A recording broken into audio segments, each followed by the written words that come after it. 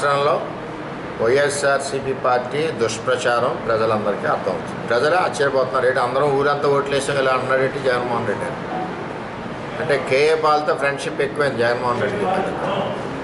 Paul గారు కూడా చెప్తున్నారు కదా, నేను ఎంపీ అయిపోయిన విశాఖపట్నం అసలు నాకు కౌంటింగ్ అక్కర్లేదు అంటే ఒక దుష్ప్రచారాన్ని తీసుకెళ్ళి కౌంటింగ్ సమయంలో మరి ప్రాబ్లమ్స్ క్రియేట్ చేసి కౌంటింగ్ ఆపాలని ఒక ఎత్తుగడ, అన్నిటికంట ఉద్యోగస్తులు ఏదైతే ఓట్లు ఉన్నాయో బ్యాలెట్స్ వాటన్నిటి మీద కూడా ఏదో రకంగా ఆ ఓటింగ్ పడకుండా గొడవ చేయాలన్నది ఒక ఆలోచనతో వైఎస్ఆర్సీపీ పార్టీ ఉంది. దానికి కూడా రౌడీ షీటర్లో పోలీసు కేసున్న వాళ్ళని ఏజెంట్లు పెట్టారు.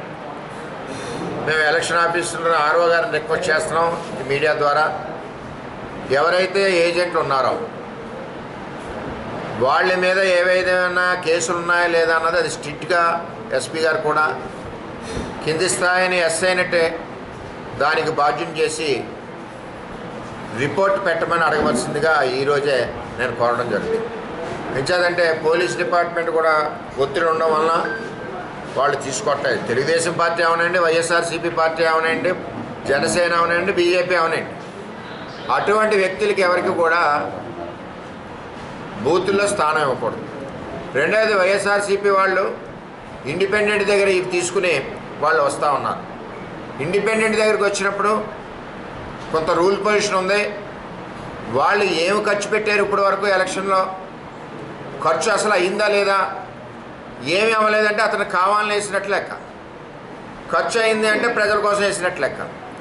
ఆ యాంగిల్లో కూడా ఆలోచించి వాళ్ళ అభ్యర్థిత్వ వాళ్ళ ఏజెంట్స్ని కూడా రిజెక్ట్ చేయవలసిన బాధ్యత కూడా ఉంది.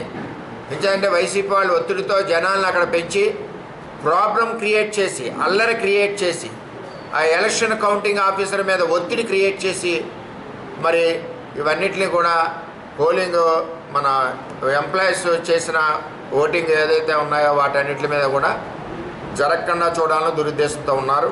కానీ అవి జరగదు. ప్రభుత్వం కానీ డీజీ కానీ అందరూ కూడా మరి ఎలక్షన్ కమిషన్ అండర్లో ఉన్నారు. ఏ విధమైన పొరపాట్లు జరిగినా బాధ్యులు వాళ్ళే అవుతారు. కాబట్టి తక్షణ చర్యలు తీసుకోవాలని చెప్పి పిఠాపురం తెలుగుదేశం పార్టీ, ముఖ్యంగా ఇక్కడ జనసేన పార్టీ అధ్యక్షుడు పవన్ కళ్యాణ్ గారు అభ్యర్థి కాబట్టి అతని ఎలక్షన్ ఏదో విధంగా పాడు చేయాలన్న దురుద్దేశం కుట్రతో జగన్మోహన్ రెడ్డి ఉన్నాడని చెప్పి తెలియజేస్తారు. ఒక పవన్ కళ్యాణ్ గారనే కాకుండా ఉమ్మడి తూర్పుగోదావరి జిల్లాలో ప్రతి చోట ఇదే కార్యక్రమం వైఎస్ఆర్సీపీ పార్టీ వాళ్ళు పెట్టుకున్నారు.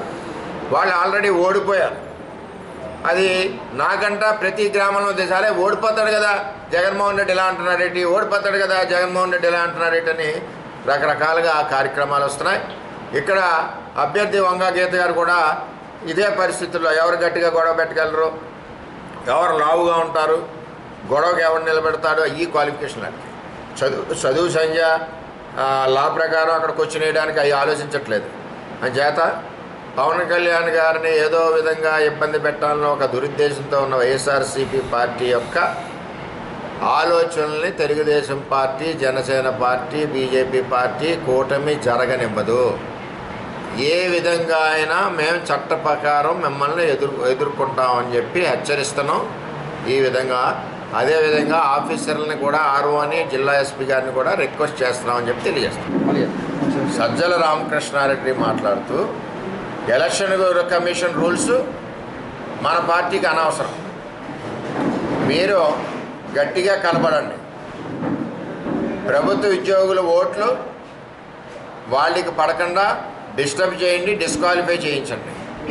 ఇది సజ్జల రామకృష్ణారెడ్డి ఇచ్చిన ఆదేశాలు. అంటే ఎలక్షన్ కమిషన్ రూల్స్ కానీ రెగ్యులేషన్స్ కానీ చట్టాన్ని కానీ వీరెవరో కూడా గౌరవించరు వైఎస్ఆర్సీపీ పార్టీ అన్నది క్షుణ్ణంగా సజ్జల రామకృష్ణారెడ్డి స్టేట్మెంట్తో అర్థమవుతుంది. ఇటువంటి స్టేట్మెంట్లు కానీ ఇవి కానీ అన్నింటికి కూడా మేము సిద్ధంగా ఉన్నాం. చట్టపరంగా మీ ఆటలు సాగనీయం, మీ భరతం పడతామని కూడా తెలియజేస్తాం.